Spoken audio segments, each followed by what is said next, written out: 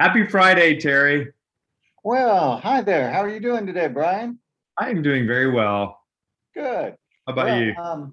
I'm great. It's time for another episode of Queer Chat with Brian and Teri. Awesome. I'm excited for it. It's what I What are live we, for. yes, what are we going to talk about today? Are we working on our model still? Yeah, we're working on our model. It's coming along pretty well. We've already had some viewers who have said it's been very helpful for them and they want to go back and look at some of the videos and kind of think through some things. Yeah. Here's sort of the large image of the model. At the center is Oh you. my goodness. At the center is you. And what we've talked about previously, as we sort of buzz through, we're going to talk about relationships and communities. In an upcoming week, we'll talk about personal traits that, kind of are useful as we think about coming out. Remember last week we had a really good discussion on values, and that was really just how do we balance authenticity, discretion, and honesty? What's truth, non-disclosure. So that was really helpful. And then we had a then we had a great discussion a couple weeks ago where we got into identity and how we Mhm. come to our identity. And that was a really fulsome discussion, I think, in that regard. I still and kind of resonate with that as I think about identity and all sorts of things, not just being gay, being polyamorous, but also then even, what is my Christian identity? What does that mean? So I think a lot of these things that we talked about there have wide application. So today Yeah, we and had that's talked about, sorry, go ahead. oh, no, I was just going to say that's a core part of what we're doing is part of what started us off, trying to help people understand who they are in relationship with themselves and their God. Hmm. Right. I'm sorry, I interrupted you to say the obvious. Go ahead. What are we Yeah, no, doing so I was just today? saying as of today, we talked about going into and looking at health, which Okay, is a you big, know, big one. that's important. Um, Normally, when we think about health, I think we might think of things like what we eat, exercise, taking medicine, getting vaccines, all those different things. So that's kind of like And physical health. yeah, I think that's the first thing that Yeah, usually comes to mind. right. But what we portrayed here is that there are a lot of aspects of health. We have mental, spiritual, emotional, physical. That's just what we've listed. And so as we go through this, what we're going to discover is that our identity and our orientation Mhm. really impacts our health in its totality. Right. Yeah. Um, Now, one of the things we chose not to make a separate bubble because it's involved in everything. Let's talk for a moment about the word safety. Right. In your mind, what is safety? I think of safety as sort of an absence of Hmm, fear, sort of being comfortable, um, not worrying about harm, yeah. about being harmed. Just sort of put Okay. down some of these concepts as we sort of talk about this Sure. principle, more broadly. Yeah, and that's a very good description you've given us. Um, One of the things we have to realize is that safety is comprehensive. It's involved in everything. Um, we want to be safe from ourselves, from other people, from our environment. There's just so many different aspects of it. Um, but it's something we need to keep in mind. One of the times that safety really comes out is Hmm. when we're thinking about coming out or being outed, because Right. that can create harm. And some people might think, oh, well, people found out, it's no big deal. Well, Right. no, it can create real harm in our lives in every one of the ways that we mentioned there. Um, Hmm. Now, we didn't, I just wanted to throw in another word, financial. Mm, when we're that's a thinking good along the one. Yeah, line that's a very of good one. coming out, because you don't want to lose your job. And so financial safety would be important. So Mhm. why don't we just kind of talk about each of these? Okay. It was spiritual. There's a lot of conversation about spirituality. Mhm. And I am right, and my God is the right one. Mhm. And I worship the right way. I sing the right songs. I pray the right prayers. I'm right. Mhm. Um, is that what spirituality is? It's interesting. I think there's this concept of certainty and a lot of faith that is very, very important. It's sort of like don't question, like don't ask questions. Because if you're Mhm. not certain in your faith, then that's when the devil slips in. That's when, you're able to go off your way. So there, one of the so that almost becomes like a separate value for people. Okay. It's just having that certainty. And I think that definitely comes into play a lot of times in the LGBTQ community because beforehand, it's very easy to think of, well, the Bible's really clear. Men cannot sleep with another men. God created Adam and Eve. We have this notion about certainty that is really not biblical, but it's more tradition. Yes. And it's not even like tradition as in we can trace this back 2000 years, but as in tradition, as in what we were taught in our family, in our church, in this 20th 21st century US context. Okay. uh, So for spirituality, we could include um, oh shoot, I had a good word, now it's leaving me. But we could include um, darn it, what did you just say? Tradition. Yes. Oh, yes, that's right. So we could include scriptural. And I use the word scriptural rather than biblical because we'd like this model to be broader than just Christian. And so what I mean when I say scriptural is whatever writings are important or sacred. Hmm. Yes, okay. And so those are part of it. And one of the things that we discover is not just certainty. On the other end of the spectrum, there are forms of religious expression where the value is placed on searching. And I kind of think of it like the swimming pool. Some Hmm. people like to be in the, and I don't mean this in a pejorative, some people like to be in the shallower end where they Right. can have their feet on something solid and Right. their head above water, and yet Right. they're in the water. Yeah. Right? I like to be in the deep end. I like to, what I love to do? I love to just, I don't dive. I love to just curl up in a ball up on the diving board and Hmm. just tumble in. Hmm.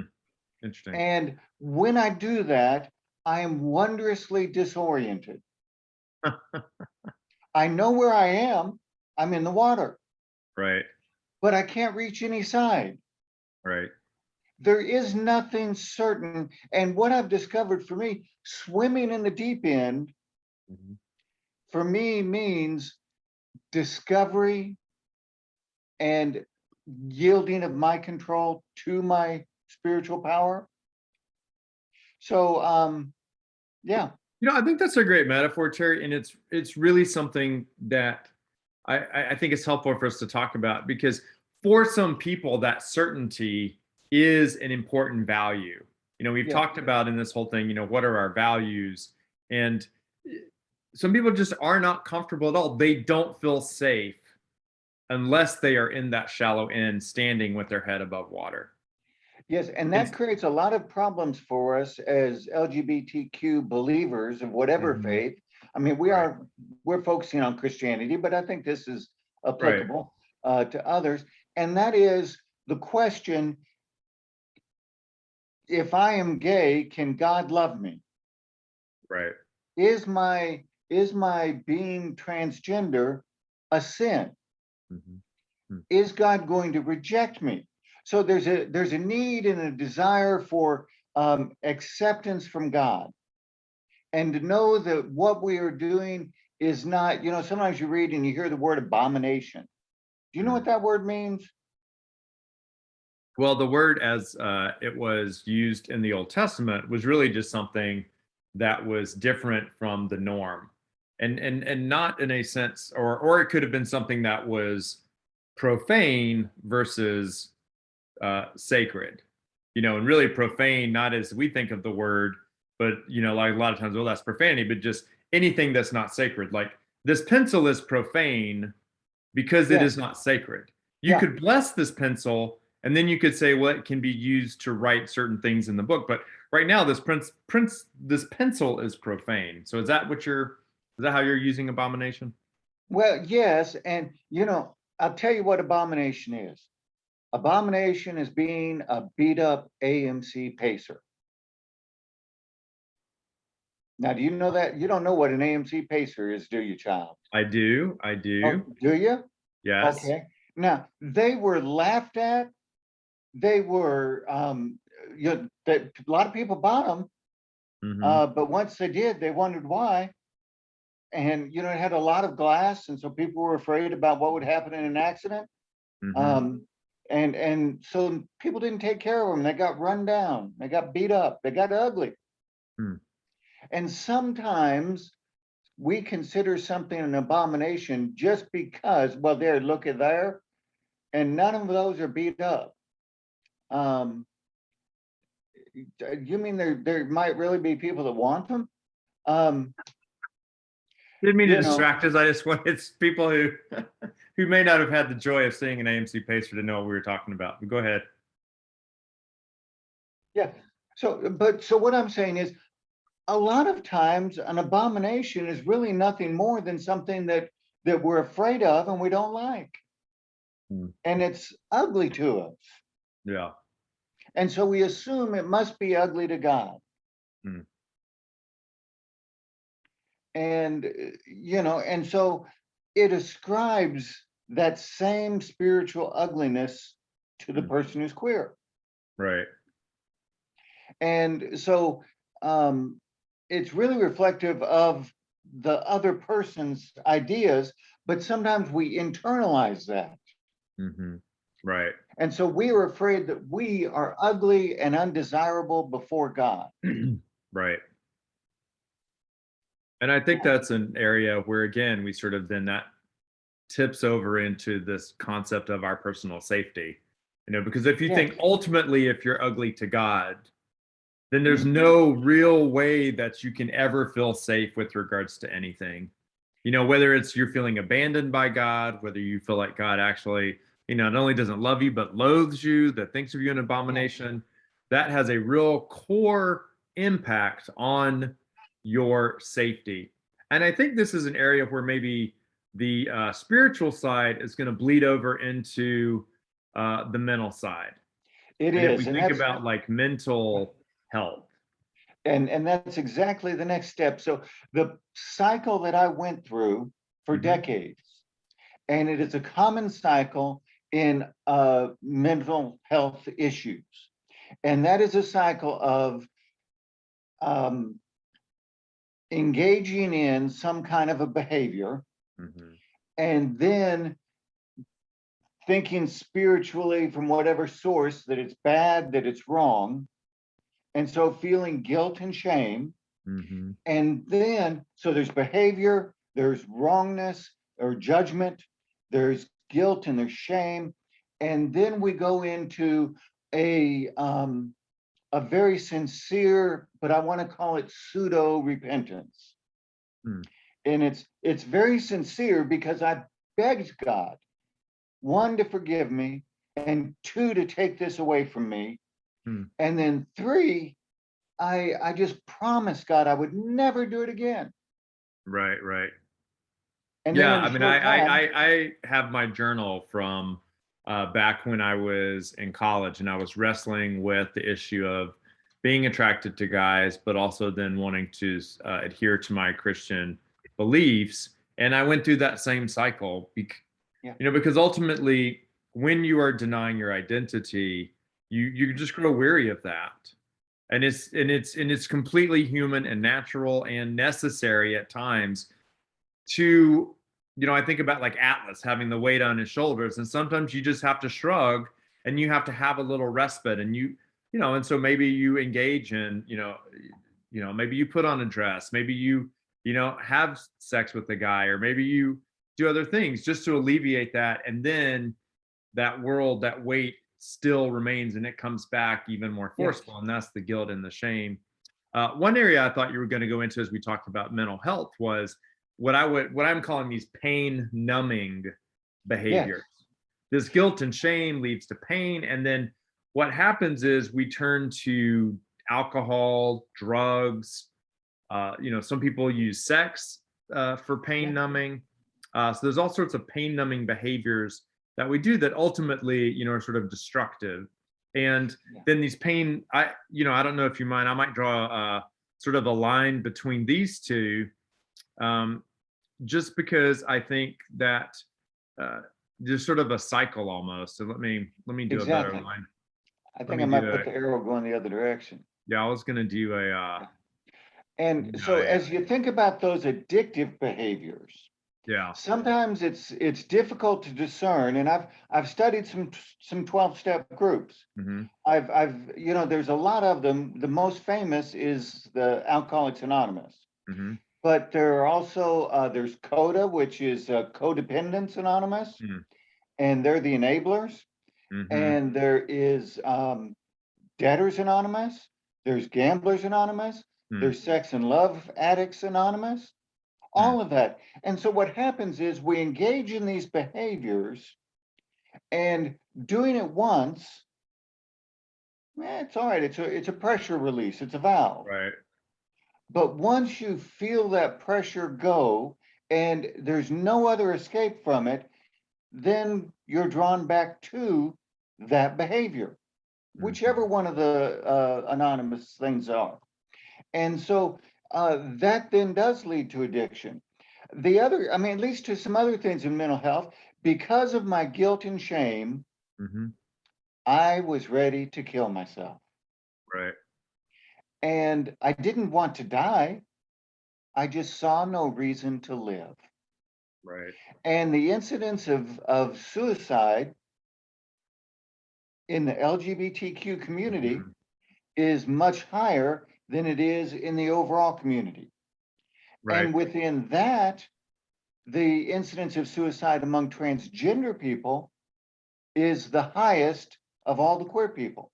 Right. And So, if you sort of layer on top of that, Terry, I have the statistics from the Trevor Project. Let's say okay, that 100, let's say that let's say that you would have 10 people who would and just sort of the general population who would think about suicide. Well, for 10 people, it's 40 people if they're LGBTQ. It's 320, sorry, it's 3,200 if it's 10 times, that'd be 3,200. Sorry, my math's not doing right. It'd be 320 if you're talking about they're LGBTQ or trans from a conservative family. So it's yes. one, so that 10 people, then you've gone from 10 to 320 people. So it's just pretty, the numbers are pretty staggering. So while we're talking about this, and this isn't our purpose really, but this is very, very important. Um, I just want to say, as we're looking at this, I want to affirm a couple of things. Okay. Um, One is that God loves everybody. Right. There's nothing we can do to stop God from loving us. That's one. Right. And then the second is that life is worth living Mhm. even when it's confused and painful. Right. Okay, I just wanted to throw those two things in there. Yeah. Um, uh, and I'm looking up Here it is. So the National Suicide Prevention Line, it's Yeah. 24 hours a day. They have different languages. The number is Mhm. 800 Okay. 273 8255. Mhm. And you can even actually go on chat. Hmm. Now, that's perfect for somebody like me because it takes me so long to type a message. Yeah. I don't have time to kill myself. Anyway, yeah. So, but let's go ahead and so that's important. And I just wanted to put a pin in that. So as we're talking about our mental and emotional health, Right. it has So to do, so we're shifting over on emotional as well. So can you yeah. maybe before we look into that, maybe sort of emotional, how is emotional a little bit different from mental, or are those pretty much kind of the same? Um, I am a layperson. Psychologists might tell us Right. a more detailed answer. I think mental health is um,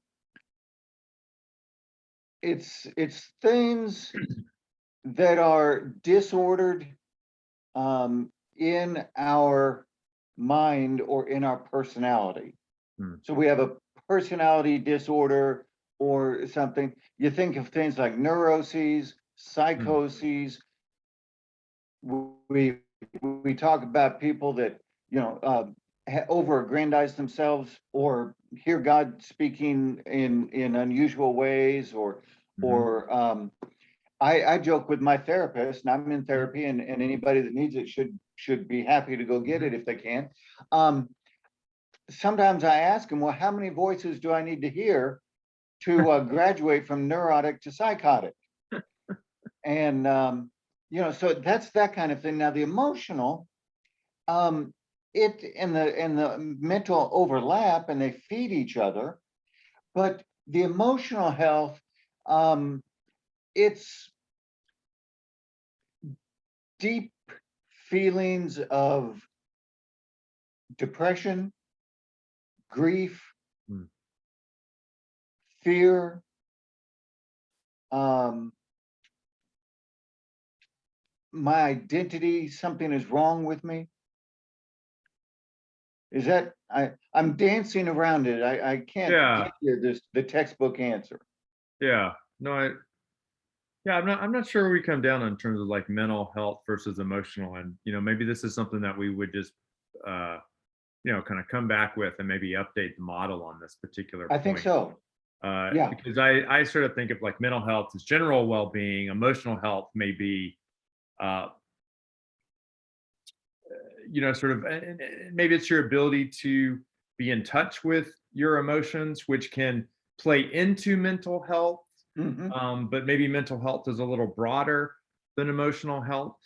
Why don't for now Yeah. we can just figure out, because I think one thing that we might want to do then, as we'll maybe just put this one in a particular bubble shape, and we'll come back and kind of think about this later, and we may come, probably at the end, we'll want to come back and do a cleanup when we get input Yes. and things from folks. And so I'll just sort of identify that as something that we're going to want to do, kind of a cleanup on, when we come back. So we'll just sort of leave emotional for now. Um, let's talk a little Okay. bit more Clean about up on aisle financial. 4. Pardon? Okay. I said clean up on aisle 4. Yeah. Um, yes. Now, when we think about health and safety, and when we're thinking about particularly coming out or being outed, um, a lot of times it directly impacts our financial well-being and exactly a place to live. There are people who experience sudden homelessness Hmm. um, because people found out and kicked them out. Right. Um, a dear friend of mine, they got a call from a teenage friend of their child, Hmm. and the person was literally at about 2 in the morning out on the curb in the rain with no place Wow. to go Wow. because they'd been kicked out of their home. Wow. You mentioned job. Uh, there, you know, the level of protection from job discrimination is, there may be laws, but it's tenuous at best. Right, right. And you have places that are right to work states, and there aren't any protections, and you can be hired or fired for the whim of the boss. Hmm. I've been in supervisory positions, and I will tell you that it's all too easy. If you want to do something and you can't talk about one thing, you just highlight something else, Right, right. you know? Yep. And so it's what do they call that? The velvet fist or something like that? I'm not sure. Well, I it's have supposed to not be kind heard of that. soft on the outside, but there's a steel fist on the inside. Okay. Yeah. Okay. Yeah, I think about that certainly is a huge consideration, because I think the financial really ties in with kind of your overall feeling of safety. Mhm. If you think about sort of Maslow's hierarchy of needs, you have to have that base need met before you can sort of self-actualize.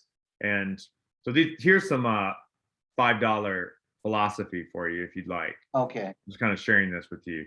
Uh, Maslow's hierarchy of needs, we're sort of on that bottom of the pyramid. There's just certain, you need to have a roof over your head. You need to have food to eat. You need to just feel comfortable and know that, you have a place to be and a place where, you are safe. And the streets are very, very dangerous. I'm not sure if people appreciate the danger that LGBTQ people face, even during that very, very short period where they might face temporary homelessness. Uh, the studies that I've read show that 50% of teens are recruited to end sex trafficking within 48 hours of being on the streets. Mm. Yes. So it's And a very, very high percentage, and it's very dangerous. So, if anyone's watching this and they're, kind of contemplating whether to come out and thinking about these issues, definitely evaluating the financial aspect of it. What's the worst case scenario? Will you have a place to live? Will you have food? Will you have a job? All these things really have to be front and center, because you do need, I think, to have a backup plan. yes. If something goes sideways, if your parents were to kick you out, where are you going to spend that night? Have that plan in place so that you can avoid this sort of temporary homelessness, because once you hit that point, it's very hard. It's very hard to recover from that. So Yeah. that would be, And if we're talking about giving advice to folks and coming out, I think definitely evaluate the financial aspect and just make sure that you have a place to land if everything goes sideways for you is very yes, and important. that is so critical. So you mentioned sex trafficking, and commonly we think of somebody that is taken in by some kind of a ringleader or a pimp of some sort, and then they're sold basically, and um, that whole process. But there are also those who they're on the street and some person picks them up, and they have a warm bed for the night, Hmm. and they have food to eat, and they get a shower, but along with it, there are Strings expectations attached. of whatever it is, sexual acts or whatever. Right. There's strings And attached. yes, and so whether it's an organized um, sex trafficking, or it's just a localized this person and that person, and it's so insidious the way it presents. But what happens is that people discover that they become a commodity, Yeah. and sometimes they think they have that's a value that they have, Right. rather than a value who they are. Right. And Right. That's a sometimes good they point. engage in prostitution or other forms of acting out Hmm. because of their financial need. Yeah. I And think then, you, yeah, I think you well, raised an interesting point just generally, Terry, in that, some of these behaviors, like sex, for instance, even if you're not paid, that can be a way where you work out your value. And, when others see you as attractive or want to have sex with you, then that's something that, you know, you associate that then with your value. And that's a way that if you don't feel good about yourself, if you do that, then that's sort of I think a challenging way to really have someone validate you, Mhm. is by having sex with you. I think it leads to some behaviors down the road that are not going to be very positive, and you start to Yeah. associate your worth with that kind of takes away from your true sort of measure of who you are. And there are a lot of LGBT queer people who, once they're on the street, themselves turn to prostitution. Hmm. And, in a heartbeat, you've got physical safety, Hmm. with diseases and with being abused and all of those things, as well as all the mental and emotional and the selling your soul, the spiritual. So the financial, you might think, well, do I have money or do I not? But that is such an important factor.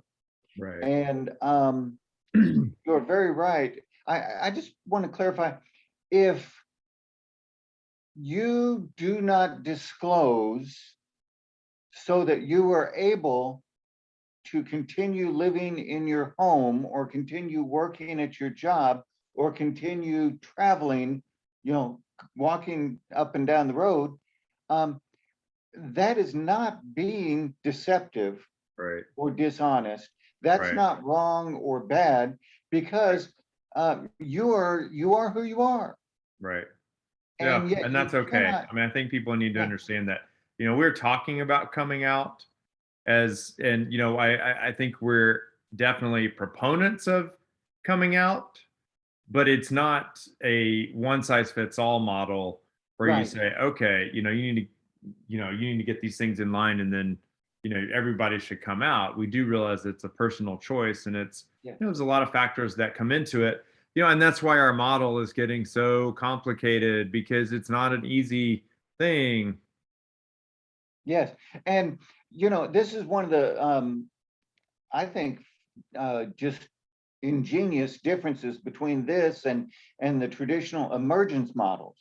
The Hmm. the traditional emergence models start with somebody who is, if you will, unaware and closeted, Hmm. and they move through stages to a point where they're out and living their lives as who they are. Right. But our model allows them to do that, but it also allows them to stay in the closet. Right. Yeah. So why would somebody, as they're wrestling with all these different things, all those little bubbles we have, why would they choose to wrestle with all that stuff and still stay in the closet?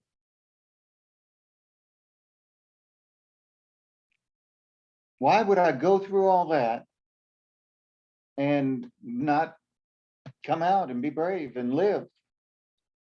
Because there's so many factors. I think a lot of the factors that we're talking about today are the reasons why, it's important for people to stay closeted. Safety first and foremost as we come to that. And that's, physical safety. Sometimes people come out and they are beaten up by a parent, by a sibling, by a I partner. love her.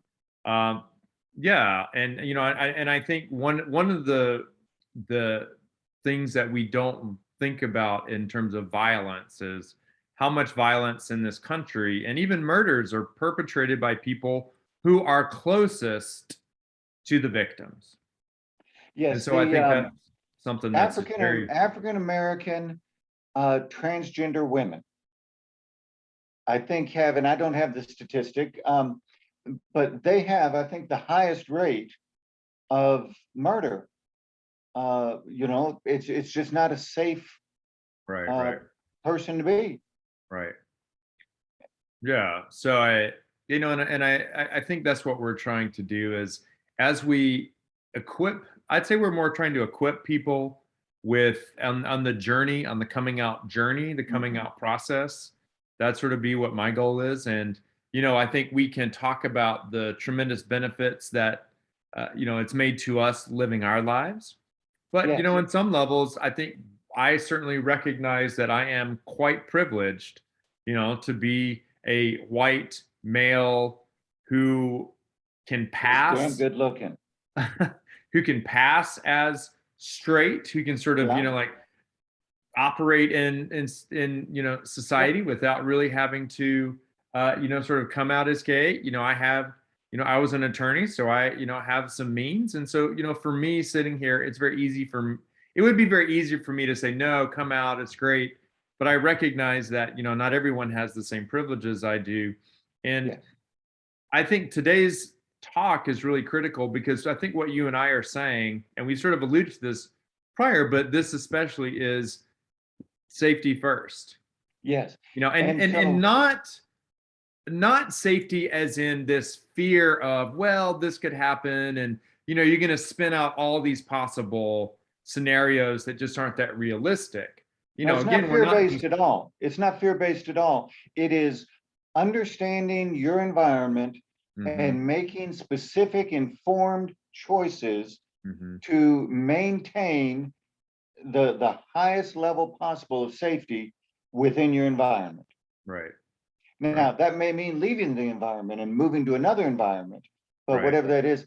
Um, I wanted to mention one other thing about health that we didn't put in, and that is medical outcomes. So, a medical outcome is what is the result of a patient's interaction with a healthcare provider. Hmm. Can you clarify that a little bit? Yes, what happens when I go to the doctor? Okay. Okay, if I go to the doctor and I'm wearing male clothes Hmm. and I act male, so to speak, um, because I am afraid to tell that doctor cannot provide me all the care that I need. Right. Huh. So, um, you think of domestic violence or partner abuse, Hmm. that doctor can't help me with that.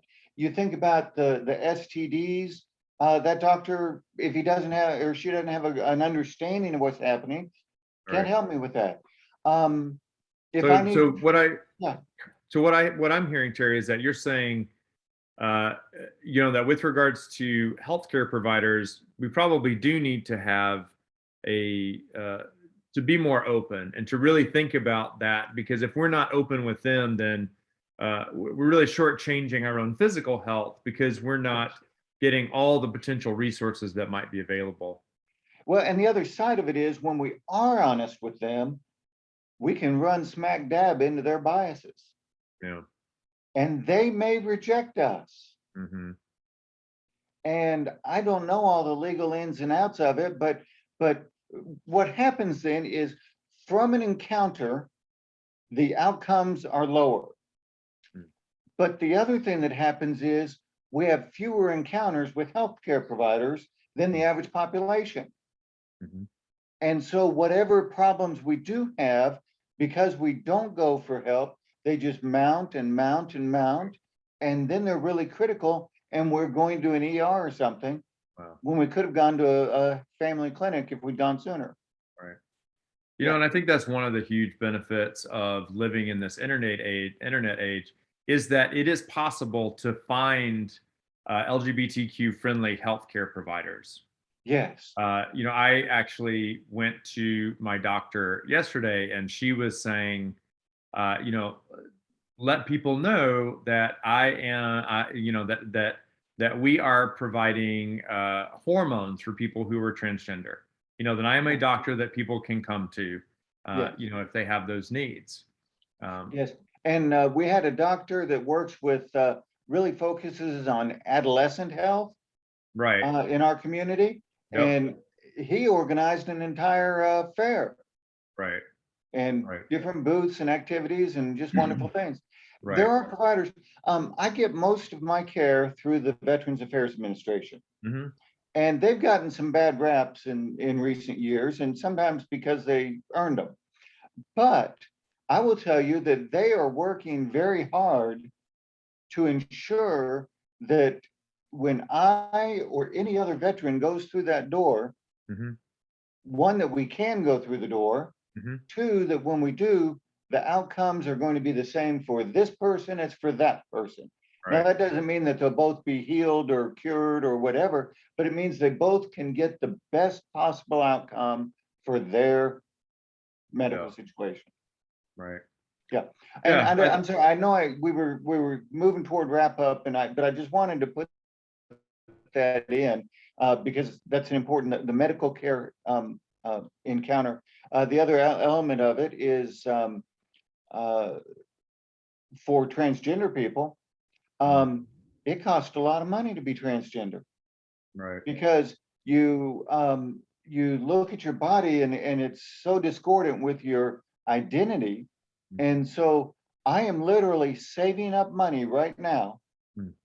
to spend, and I'm estimating, say, 25K Wow. on one thing. Wow. There's facial feminization, there's Mhm. breast augmentation, Mhm. there's what we call the bottom surgery, Mhm. there's body contouring, Mhm. there's all kinds of things. There's butt lifts. Um, and so if I was going to go out tomorrow and get a package deal on Mhm. all those things, it'd Right. easily be 100K. Wow. And I'm sorry, I've only got 999.99.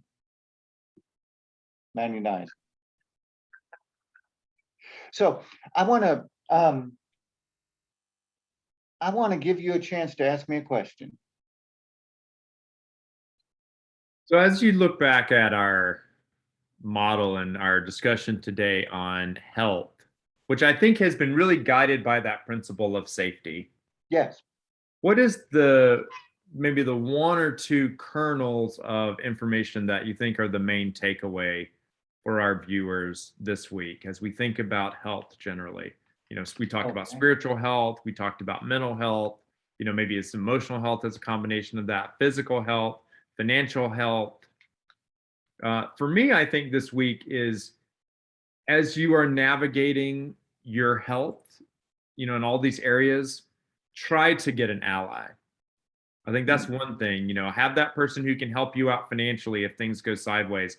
Have that person who can help you, you know, if you need to go to the doctor or try to, you know, find a doctor. You know, there's allies in the community that you can find by searching online. You know, in your spiritual health, try to have someone who is a, you know, queer person of your faith that you can talk to about these sort of spiritual issues. And so for me, that safety when you are with someone else, Mhm. that is the best way. Trying to have an ally is the best way you can protect your safety. Okay. What sort of your kernel of truth as we wrap up this discussion today? Um, I think it's several prongs to it. One is help is available. Hmm. Don't be afraid to avail ourselves of the help that's available. We have to Yeah. be discerning, as you Mhm. said, but Right. help is available. Yeah. And I Um, think that's sort of a corollary of my point of like, you know, yes, get an ally, but yes, you're making you know crystal clear it may not be someone you know, that's right? correct. You may not have identified that ally, but what you're saying is find it, find the help, Yes, and there should be resources online, yeah, you know, to kind of help you with that. yeah. And just for clarity, when you mention an ally that might help financially, I just want all of our listeners to know that I have you, so nobody else gets to tap you. You have what? I have you. Oh, you have me. Oh, okay. Yeah. I mean, you are just, you're rich. And so I'm going to tap you when I need something. And Okay. I'm going to get my 100,000 for my surgery from you. There you go. There you go. All I'll write right. a check So, right now. will you? Okay. So, but then there's more. Okay. So help is available. Life is worth living. Right. Yeah. Suicide Safety, is a permanent solution to a temporary temporary problem. problem. That's correct. Um, and things like the National Suicide Crisis Hotline, Hmm. the Trevor Project. Trevor Hmm. Project's geared more for adolescents, but if I'm Or I'd confident say that if I, youth up to probably like 26. okay, I'm confident that if I at 62 called them, they wouldn't Oh, yeah. hang up on me. They'd give Right. me direction. They'd help me Right. find help. Right. Okay, so help is available. Life is worth living. Hmm. Safety is paramount. Hmm. Okay, and you get to choose when and how and to whom and to the extent that you do or don't come out. Hopefully. That's your Now, choice. sometimes parents go in and find It can be magazines or violent. something under Yeah. somebody's bed. So, we hope that people get to choose, but Yes. that's Yeah. make a conscious choice. Hopefully people can, make a conscious choice. Yeah. So, and I guess what I'm saying, and that what you're describing there is a form of abuse. It's a form of Mhm. violence. Right. And but under normal circumstances where you're not outed by somebody, Mhm. we don't have to come out Right. and we don't have to stay in. Right. Right. And it's our choice. Right. Um, so, and whatever choice we make today reflects where we are today. Right. And we're not nailed into that forever. Mhm. Now, some choices are more difficult to reverse Hmm. than others, Yeah. but sometimes those are the most freeing ones. Um, Yeah. Well, I thanks, want to Terry, for end, your insight. And yeah, you have, well, I want to end with reference. I did a poem at a local coffee shop. yeah, yeah. Uh, yeah, and it was a poem reading. Hmm. And can I read it now? Yeah. You can take us out Okay, with some poetry. I love it. okay, let me find it. So I wrote this. Um,